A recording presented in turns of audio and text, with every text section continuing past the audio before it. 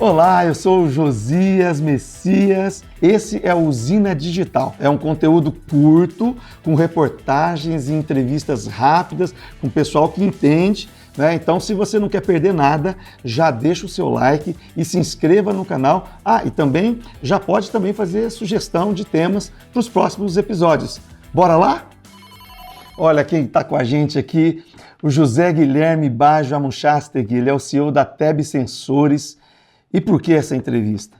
Porque a TEB tem crescido muito nas usinas. Ela nasceu dentro de usinas e tem crescido, tem cases aí, São Manuel, Santa Fé, são os mais recentes, inclusive com a São José do Pinheiro, lá no Nordeste. Recentemente, na usina São José do Pinheiro, lá no Nordeste, fizemos a instalação de alguns novos sensores para que eles monitorassem um equipamento em específico. Na ocasião, a ideia era monitorar o sistema de desfibrador da usina. Fizemos a instalação em 2 bancais, do lado oposto e do lado acionado do rotor do desfibrador. Essa instalação aconteceu no dia 13/1 e foi realizada toda remota, ou seja, a equipe da TEB orientando a equipe da usina, fazendo toda essa parte de instalação. No dia 19/1, habilitamos o nosso diagnóstico automático, que é um recurso exclusivo da plataforma IoTEB. No dia 22/1, a plataforma identificou um defeito de folga. Olhando aqui os gráficos, a gente consegue ver nitidamente que os níveis de vibração subiram.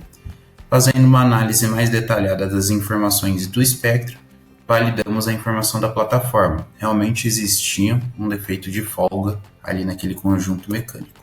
Prontamente a usina, a equipe de manutenção, fez uma verificação em loco e identificaram que na bucha cônica que trava o rolamento no mancal, havia uma folga. A porca que trava a bucha se soltou ali cerca de 100 milímetros. Conversamos com a equipe e tomamos a decisão de continuar monitorando, visto que a safra realmente já estava no final e não valeria a pena todo o trabalho de manutenção para soltar aquele conjunto mecânico e liberar o equipamento. Mas foi uma falha que poderia ter sido mais catastrófica e ter parado a usina aí com antecedência. Isso é TEB, movida ao que te move. E aí, gostou desse case? Fantástico, né? A diferença da TEB é que ela tem essa inteligência artificial que, de fato, né, o índice de assertividade, de acurácia, é acima de 99%. Então, ou seja, quando você tem uma inteligência que, quando ela aponta, né, alerta sobre uma possibilidade de falha, na TEB, ele é real. Então você não tem muitos falsos positivos, uma situação que não é confiável. Como é que você vai controlar, monitorar algo que é confiabilidade usando uma tecnologia que não é tão confiável? Esse não é o caso da TEB. Acho que isso que é o diferencial que a gente tem ouvido e é isso que os cases têm demonstrado. Então, Zé Guilherme, conta pra gente qual é a razão desse crescimento da TEB no setor bioenergético. Primeiramente, obrigado aí da entrevista. É um prazer aqui estar falando com vocês. Bom, a TEB, como você disse, ela nasceu em usina, então a gente já conhece bastante o setor. E conhecendo esse setor, a gente começa a entender também a importância da disponibilidade dos equipamentos para o resultado final da usina, para os resultados financeiros, para o resultado da empresa no geral. Uma usina é uma indústria totalmente complexa, né? A gente sabe muito bem isso. A gente tem a parte de campo, tem a colheita da cana. A cana, ela não pode, você não tem como armazenar ela e ela tem que ir para a usina. E isso tudo tem também um perfil de produção da própria cana, que a gente tem, principalmente aqui no Centro-Sul, né? As safras, elas começando mais ou menos março, abril, terminando em novembro. E quando a gente sempre fala com o pessoal de usina, a safra, que é a grande safra, a melhor safra para todos os usineiros, é aquela safra que ela é a menor possível quando a usina conseguiu colher toda a cana ali que eles tinham a disponibilidade de moer. Na melhor janela de RT, né? É o que eles dizem. Na melhor janela, perfeitamente. Então, quando a gente pensa nisso, a disponibilidade da cana ela é totalmente estratégica para a empresa. Se a gente tem uma moenda, por exemplo, que ela para 12 horas por uma falha, vamos pensar num desfibrador, um rolamento de um desfibrador que quebrou. 12 horas ainda é pouco. Muitas vezes a gente pode falar de dias. Então, 12 horas seria bem pouco. Mas, automaticamente, a usina, o que ela está fazendo é jogando essa produção para o final da safra. Quando a gente joga essa produção para o final da safra, a gente tem uma perda muito grande em rentabilidade. Então, aquele açúcar ali que seria produzido, ou álcool que seria produzido, a rentabilidade dessa cana moída lá no final da safra, ela acaba sendo muito prejudicial. E aí, se a gente for pensar por outro lado, a usina também, ela tem muitos equipamentos grandes e caros, o que inviabiliza a ter os equipamentos reservas. Se a gente for pensar, por exemplo, no redutor de moenda, nós estamos falando de R$2 milhões, até mais. Se a gente for pensar nos ativos ali, que uma usina precisaria ter reservas, nós estamos falando mais de R$100 milhões, o que inviabiliza também ter todo esse capital ali parado. A única solução que acaba sendo para as usinas é investir na confiabilidade, é garantir que esse equipamento não vai quebrar. Então, a usina, cada vez mais, os usineiros, o pessoal de usina, eles estão entendendo isso, eles estão entendendo como esse fator estratégico da confiabilidade, ele é importante para o resultado global das usinas. Fora que toda vez que você tem uma parada, você tem uma rampa também de eficiência, né? Então, nesse processo, nessas horas onde está restartando, a eficiência é muito baixa, né? Então, se a gente computa tudo isso, de fato, é muito mais fácil, entendo eu, e muito mais inteligente investir, de fato, numa gestão de ativos preditiva, né? Onde eu consiga ter um índice alto de confiabilidade, especialmente dos equipamentos críticos, não é isso, Zé Guilherme? Perfeito.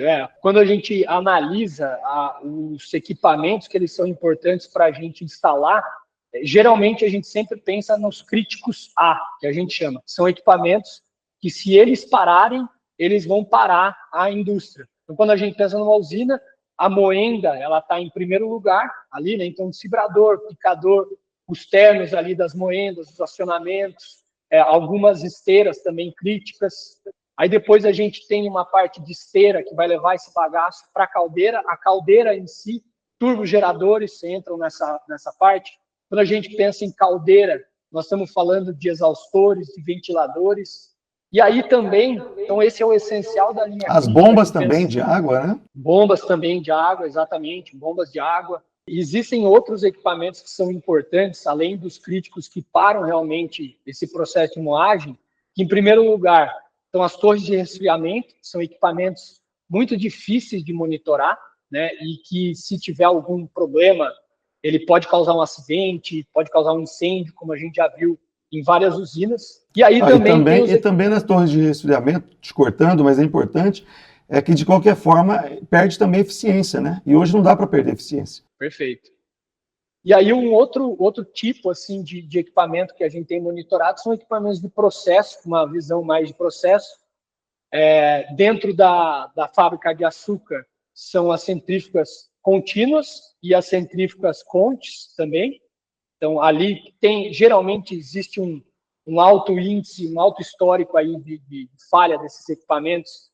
E aí também com a produção, com o preço do açúcar, principalmente no ano passado, ninguém quer parar, né? Ninguém quer parar esses equipamentos. E aí as centrífugas de vinho também, que é um equipamento que muitas vezes a gente consegue entender histórico de vibração, temperatura, ajustar processo, enfim, isso aí o pessoal consegue, a manutenção muitas vezes entender o que está acontecendo na operação para que não haja falhas recorrentes e para reduzir esse índice de falhas. A gente começou falando exatamente da importância da gestão de ativos, gerando essa confiabilidade, essa alta disponibilidade, usando sensores inteligentes sem fio. E a gente não falou da TEB, né? Quais são os produtos e serviços da TEB, onde ela entra nesse processo, Zé Guilherme? A TEB, hoje, nós temos 4 pilares estratégicos da nossa empresa. O primeiro são os sensores que a gente desenvolve, os sensores inteligentes, que dentro desses sensores nós temos sensor de vibração e temperatura, um sensor só de temperatura, que são para pontos mais, por exemplo, mancal de baixa rotação, enfim, ali, principalmente na moenda, existem alguns pontos principais que a gente tem adotado. Existe um sensor de torque, que é uma novidade no mercado, que ele mede realmente o torque mecânico por exemplo, para ser aplicado em eixos de saída de redutores, ali o eixo de entrada realmente do término de moenda, para a gente Isso parece que é exclusivo, né? Isso é algo inovador. Isso é algo inovador, é algo que a gente tem feito, a gente já vem com um histórico de serviços para medição de torque, onde a gente fazia uma coisa muito pontual, então a gente media o torque durante 1, 2 dias de uma máquina, de uma maneira bem complicada, bem demorada, e a gente conseguiu desenvolver um produto que ele é pequeno, ele é compacto, você conecta ele ali, instala ele no próprio eixo, ele tem uma duração de bateria para toda a safra e toda a comunicação dele também com o nosso sistema ela é automatizada, podendo gerar alarmes automáticos, visualização de gráficos, enfim, toda essa parte que já faz parte do ecossistema TEB também. Esse primeiro pilar são os sensores inteligentes, né? Tem esses 3 tipos de sensores e um outro serviço que a gente faz, que está dentro desse nosso pacote, é a integração de sensores. Então, por exemplo, em uma usina, a gente consegue integrar com o supervisório, com todos os sensores que estão já conectados ao supervisório da usina, para que a gente possa ver dentro da nossa plataforma e até correlacionar dados, né? Eu tenho um sensor de vibração, mas eu peguei, por exemplo, a corrente de um motor, por exemplo, alguma coisa do tipo a vazão, enfim, esses diversos parâmetros que são possíveis, como também o contrário, a gente conseguir entregar esses dados do nosso sensor para o supervisório, para que a própria operação consiga ver esses dados dos nossos sensores ali na tela deles. Eu diria que não só para o supervisório, né? Com o PI System, por exemplo, enfim, para outras bases de dados e, inclusive, outras inteligências, né? Porque a gente tem visto isso, essa integração SPAA com gestão de ativos, porque muitos desses alertas, ou pela gravidade ou pela recorrência, eles devem, inclusive, subir para a operação. Ou seja, a operação tem que fazer uma tomada de decisão independente da gestão da manutenção, não é? É isso que a gente tem percebido. Então, a TEB também dispõe desse serviço ou dessa, por exemplo, de uma API, alguma coisa assim? Tem APIs que fazem toda essa parte de conexão com qualquer tipo de sistema, inteligência, como você bem falou, para otimizar o processo. Muitas vezes, por exemplo, o caso do SPA, ele está olhando para processo, nós estamos olhando mais para manutenção, mas toda essa integração também ela é possível. E tem agora também orímetro.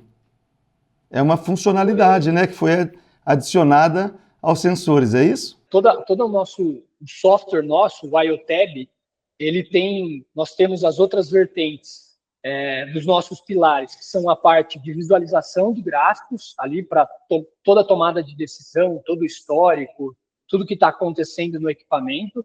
Essa parte de gestão e de visualização, que aí a gente engloba relatórios, indicadores, toda essa parte que o que a gente faz com os dados, como que a gente lida com ele para tratar e entender o que está acontecendo para melhor tomada de decisão. E uma parte de dados. E essa parte de dados é toda a parte de inteligência, que é como a gente transforma o dado em diagnóstico, em soluções, informações que são úteis para o usuário. O orímetro é uma novidade do nosso sistema para a gente contabilizar esse número de horas ali em funcionamento. Então, com o próprio sensor de temperatura, de vibração e temperatura, é possível contabilizar essas horas de máquina funcionando e, com isso, a gente tem opção de criar alarmes preventivos, então, baseado em tempo, por exemplo. Em 1000 horas, eu tenho que trocar o óleo de um equipamento. Eu consigo gerar essas notificações ali também na plataforma. E também toda essa parte de parada de máquina. Ou seja, o meu desfibrador, por exemplo, parou, ele vai avisar o usuário. E com isso, o usuário ele pode também identificar o problema, apontar ali o problema da parada. Então, é por chuva, é por parada de manutenção preventiva, por parada corretiva. E aí, com isso, a gente gera todos os indicadores ali de manutenção, os mais importantes de disponibilidade, confiabilidade, MTBF, MTTR, enfim, todos esses indicadores que também eles orientam ali todo o time de manutenção para melhor tomada de decisão. Excelente, Zé Guilherme. Bom, A gente falou com o Zé Guilherme Baggio Amuchastegui, que é o CEO da TEB Sensores, sensores inteligentes sem fio. Obrigado, Zé Guilherme. E parabéns pelo trabalho. Dias. Isso é inteligência digital. E as usinas estão tendo cases fantásticos, tem ferramentas poderosas sendo implementadas e a gente quer trazer tudo isso para vocês. Então, não perca os próximos episódios. Um abraço, fica com Deus, até o próximo!